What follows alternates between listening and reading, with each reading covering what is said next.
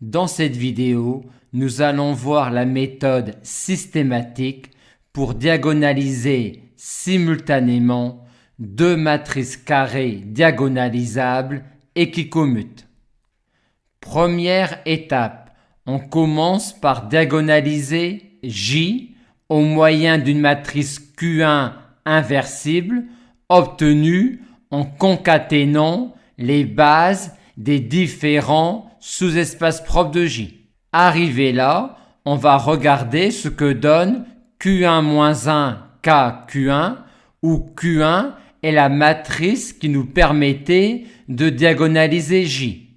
On remplit cette matrice-là par la bonne lecture de P-1 à P. On calcule KV1, puis KV2, puis KV3, et on obtient de même que KV4 égale moins 8V4. Et si maintenant on peut construire une matrice Q2 inversible qui permettra à la fois de diagonaliser cette matrice-là et celle-là, en posant ensuite Q égale Q1 fois Q2, on aura une matrice Q inversible qui diagonalisera à la fois J et K. Nous allons donc maintenant construire une matrice Q2 qui diagonalise à la fois cette matrice-là et celle-là. Pour cela, on remarque que ces deux matrices-là sont des matrices diagonales par bloc de la même forme. Et on va donc rechercher Q2 sous la forme d'une matrice diagonale par bloc de la même forme.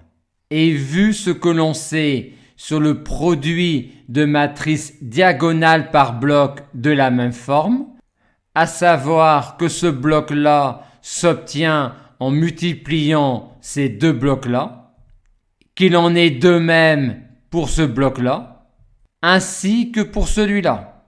Et on connaît également l'inverse d'une matrice carrée diagonale par bloc avec des blocs diagonaux qui sont des matrices inversibles. L'inverse est une matrice diagonale par bloc de la même forme avec des blocs diagonaux qui sont les inverses de ces blocs diagonaux-là. Vu que ces blocs diagonaux-là me conviennent, je vais mettre 1 ici dans Q2 et donc 1 ici dans Q2-1 et obtenir donc 2 ici. Je fais de même ici et on fait de même ensuite. Il s'agit maintenant de trouver une matrice S inversible telle que S-1 fois cette matrice-là fois S donne une matrice diagonale. Il s'agit donc tout simplement de diagonaliser cette matrice-là. On montre facilement que cette matrice-là est diagonalisable au moyen de cette matrice inversible U et que l'on a alors U-1 fois cette matrice fois U qui est égale à cette matrice diagonale-là. Aussi, si je mets U ici, U-1 là, j'aurai alors ici ma matrice diagonale. Et mettre U ici, U-1 là, me donne ici le même bloc que j'avais ici. Notez que si ici, par exemple, on avait eu le bloc 3I2, on l'aurait également retrouvé ici, étant donné que U-1 fois 3I2 fois U donne bien 3I2.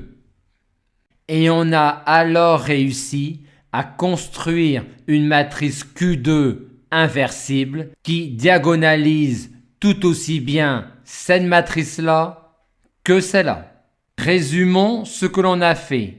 On a commencé par diagonaliser J au moyen de Q1. Puis on a calculé Q1-1 KQ1 à l'aide de la bonne lecture de P-1 à P, puis on a diagonalisé simultanément ces deux matrices-là au moyen d'une matrice Q2, comme nous venons de le faire. En posant alors Q égale Q1 fois Q2, l'inverse de la matrice Q est alors Q2 moins 1, Q1 moins 1. Aussi, cette matrice Q-là permet à la fois de diagonaliser J et K, puisque Q moins 1 JQ nous donne cette matrice-là, et que Q moins 1 KQ nous donne cette matrice-là, avec une matrice Q dont la valeur est celle-là.